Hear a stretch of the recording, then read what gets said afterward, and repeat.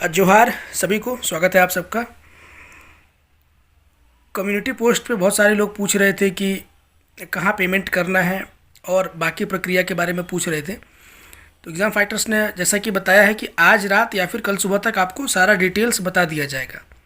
QR code कौन सा होगा वो भी आपके साथ शेयर किया जाएगा, ठीक है। और तमाम जानकारियाँ इससे जुड़ी हुई, पिटिशनर से जुड़ी हुई आपको अपडेट कर दिया जाएगा, ठीक है। उसके लिए आप लोग परेशान ना हों।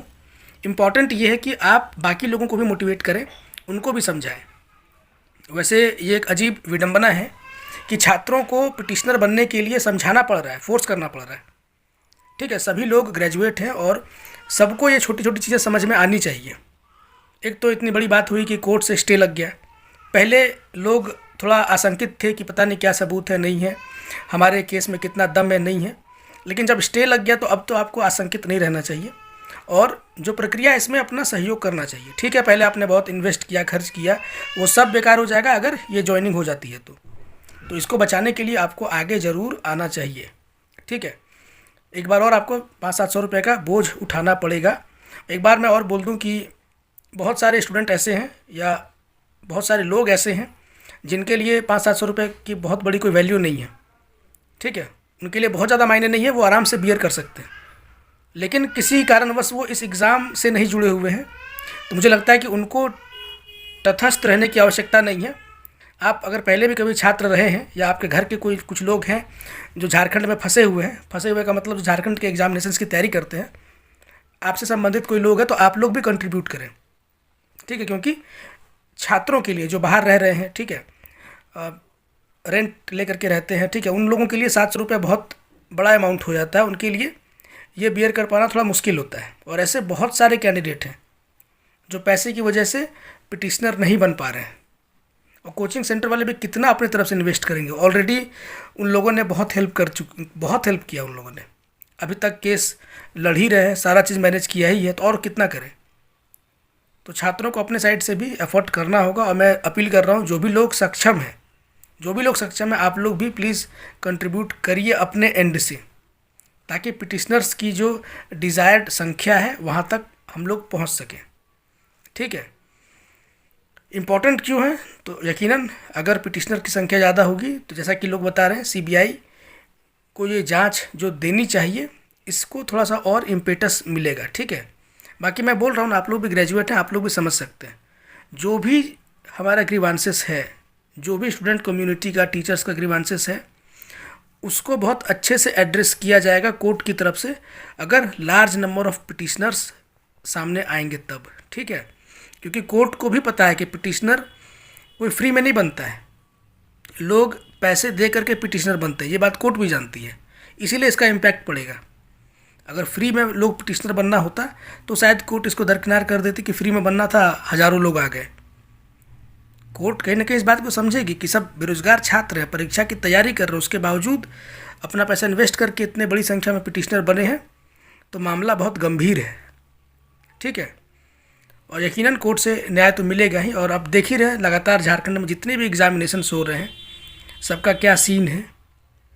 ये 800 पद जो एएसओ का आया है, ये निकट भविष्य में कभी नहीं आने वाला है, ठीक है ना। तो इतनी बड़ी वैकेंसी को ऐसे ही इसको वॉश नहीं होने देना है। 800 सीट खाली रहेगा, खाली रहे, नहीं एग्ज़ाम लेना है ना ले, लेकिन चोरों को वहाँ नहीं बैठने देना है। जो चोर लोग हैं, जो करप्ट लोग हैं, जो प्रक्रिया में ही जो धांधली जिन्होंने स्टार्ट कर दिया, आप समझ जाइए जब ये लोग वहाँ पहुँचेंगे तो ये लोग क्या करेंगे झारखंड का। तो कैसे भी करके उनको रोकना है। और एक हम लोगों की प्राथमिक जीत भी हो गई है, स्टे लगा है, बहुत बड़ी बात है, ठीक है। तो ये तो हो गया, जो भी पिटिशनर संबंधित बात था, ये सब सारी बातें हो गई। आगे छात्र को और क्या करना है, सिर्फ इसी चीज़ में नहीं उलझे रहना है। और जिनका रिज़ल्ट भी हुआ है, जिनका डीवी भी हुआ है, जो 5% मैच्योर लोग हैं, जो ईमानदार लोग हैं, वो लोग तो पढ़ाई कर रहे हैं। एक तरफ उनका डीवी हो गया है, सेटिस्फाइड है, ठीक है। अगर कोर्ट परमिशन देगी तो ज्वाइनिंग भी होगा। अगर कोर्ट परमिशन दे देती है तो फिर कौन रोक सकता है, आराम से उनका हंसते हंसते ज्वाइनिंग भी हो जाएगा। तो अब वो लोग फालतू में कहीं यूट्यूब में कमेंट सेक्शन में या फिर व्हाट्सएप टेलीग्राम में अपना समय वेस्ट नहीं कर रहे हैं, अपने आगे के फ्यूचर के बारे में सोच रहे हैं, दूसरे एग्जामिनेशंस की तैयारी कर रहे हैं। तो वही जितने डिसक्वालीफाइड कैंडिडेट हैं, आपको भी सीजीएल के भरोसे नहीं बैठे रहना है। ठीक है, ये रद्द तो होगा ही, लेकिन दोबारा ये एग्ज़ाम कब होगा उसका कोई गारंटी है नहीं। ठीक है, तो आगे आपने जो भी वैकेंसीज अप्लाई की है, आप सीरियस होकर के उसका तैयारी करिए। अगर आप चाहते हैं कि आप इस धारा में जुड़े रहें, आपको तैयारी करना है, तो आप फिर शुरू कर दीजिए। टाइम वेस्ट करके कोई फ़ायदा है नहीं। जेईई का एग्ज़ाम आपने दिया होगा, अगर आपका 60+ आ रहा है, आप किसी भी बोर्ड से हों, तो आपको मेंस की तैयारी करनी चाहिए। बीपीएससी बहुत सारे लोगों ने दिया है, आप 100 के आसपास हैं, 95+ भी हैं तो मुझे लगता है, लेकिन 95+ वालों के शायद कम चांस है, लेकिन 100 के आसपास जो भी है, 99, 100, 101, 2 जो भी है, उनको तो मेंस की तैयारी डेफिनेटली करनी चाहिए। और बीपीएससी लगातार वैकेंसीज देती है, आप सबको भी पता है। बिहार सीजीएल या फिर बिहार एसएससी जिन्होंने डाला है, उन लोगों के लिए बहुत बड़ा मौका है, बहुत बड़ा मौका है। 13,000 वैकेंसीज़ वहाँ पे हैं बिहार एसएससी में।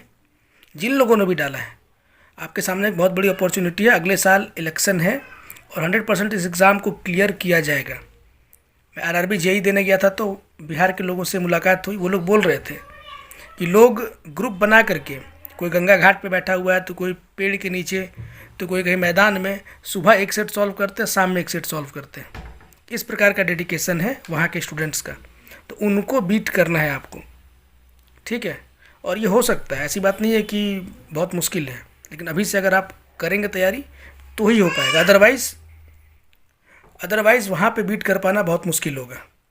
ठीक है, झारखंड नहीं है, झारखंड में आपको लग रहा होगा कि झारखंड में कट ऑफ बहुत हाई चला गया, ये हो गया वो हो गया। झारखंड में कट ऑफ हाई जाने का सिर्फ एक कारण है, करप्शन।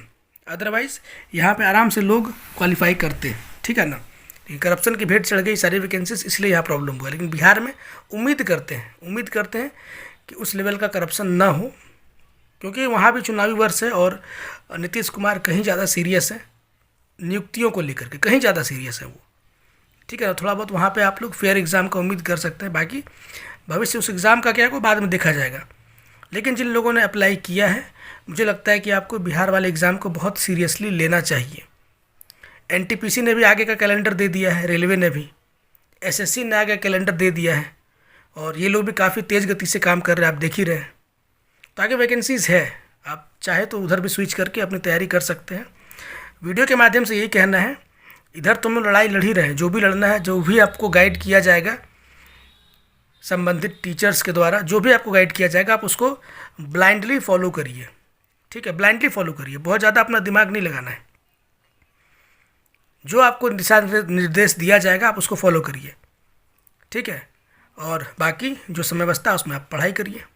दोनों ही काम आपको साथ साथ करना है, एनी हाउ करना है। और जो मैंने अपील किया, जो सीजीएल से संबंधित लोग नहीं हैं, लेकिन कहीं ना कहीं झारखंड की दशा और दिशा से परेशान है, आपको भी बुरा लगता है कि पता नहीं इस राज्य का क्या होगा, ऐसे जो भी लोग हैं, अगर आप सक्षम हैं तो आप लोग भी कंट्रीब्यूट करिए, ताकि आपके हेल्प की वजह से छात्र पिटिशनर बन पाएँ। ठीक है, आप अगर मदद करेंगे तो जिनके पास पैसे नहीं, और झारखंड गरीब राज्य है, बहुत सारे स्टूडेंट हैं, बहुत सारे क्या मैक्सिमम स्टूडेंट ऐसे ही हैं जिनके पास अभाव है पैसों का, उस वजह से पिटिशनर्स नहीं बन पा रहे हैं। तो रिक्वेस्ट होगा आप लोग कंट्रीब्यूट करिए, ताकि आपके पैसे से कुछ दूसरे लोग पिटिशनर बन सके और हमारा केस और मजबूत हो। मजबूती क्यों चाहिए, रद्द तो हो ही जाएगा, लेकिन सीबीआई जांच होनी चाहिए। ये जो सिलसिला चला है कि आप देखिए 28 तारीख को जब ये एग्ज़ाम रद्द हुआ था, अभी उसका एसआईटी ने रिपोर्ट सौंपा है, उसमें जेएसएससी की तरफ से बहुत सारी कमियां एसआईटी की रिपोर्ट में सामने आई हैं। दूर क्यों नहीं हो रहा है ये, जेएसएससी सुधर क्यों नहीं रहा है? किसी से भी एग्ज़ाम करवा लेना है, आंसर की का तो कोई वैल्यू ही नहीं है इस जेएसएससी में, बिल्कुल लचर व्यवस्था। ये आंसर की को बिल्कुल इंपॉर्टेंस देते ही नहीं है, और ख़ुद प्रेस कॉन्फ्रेंस में सचिव ने बोला भी इस बात को कि हमने आंसर की भी जारी किया, लेकिन उससे रिजल्ट पे प्रभाव नहीं पड़ा। कैसे प्रभाव नहीं पड़ेगा? एक क्वेश्चन से 100, 150, 500 लोग ऊपर नीचे हो जाते हैं, लेकिन यहाँ प्रभाव ही नहीं पड़ रहा है। शाम में आंसर की आता है और रात में रिजल्ट आ जाता है। तो भगवान भरोसे जेएसएससी चल रहा है, जैसे हमारा राज्य चल रहा है। ठीक है, मुख्यमंत्री जी को तो इस पर बहुत विशेष ध्यान देना चाहिए, और कॉम्पिटेंट लोगों को ऐसे पदों पर बैठाना चाहिए। बाकी आप लोग भी सारे लोग वेल क्वालिफाइड हैं, अपने आप में सोचने समझने के लिए सक्षम है। ठीक है, बहुत ज़्यादा कमेंटबाजी और इन सब चीज़ों में, ग्रुपबाजी में मत रहिए। एक दो ग्रुप में रहिए जहाँ से आपको सारी जानकारी मिल जाए, उसके बाद आगे अपनी पढ़ाई पे फोकस करिए। मैं सीजीएल के लिए, बिहार सीजीएल और बिहार एसएससी के लिए स्टार्ट करूँगा प्रिपरेशन। जो भी लोग इंटरेस्टेड हैं, ठीक है, आप लोग कमेंट सेक्शन में बताइएगा कि आप में से कितने लोग हैं जो झारखंडी हैं, जो बिहार वाला एग्ज़ाम देने के लिए बिल्कुल कॉन्फिडेंस में क्या देना है और अच्छे से देना है। आप लोग कमेंट सेक्शन में अपनी उपस्थिति ज़रूर दर्ज कराइएगा। इससे होगा क्या कि मैं जो भी अपने लिए प्रिपेयर कर रहा हूँ, जो भी मैं कंटेंट तैयार कर रहा हूँ, हो सकता है मैं कुछ वीडियोस अपलोड करूँगा, ठीक है, जिससे कि आपको भी हेल्प थोड़ा बहुत हो जाए। बाकी मिलते हैं आगे, आप सबको जोहार रहेगा।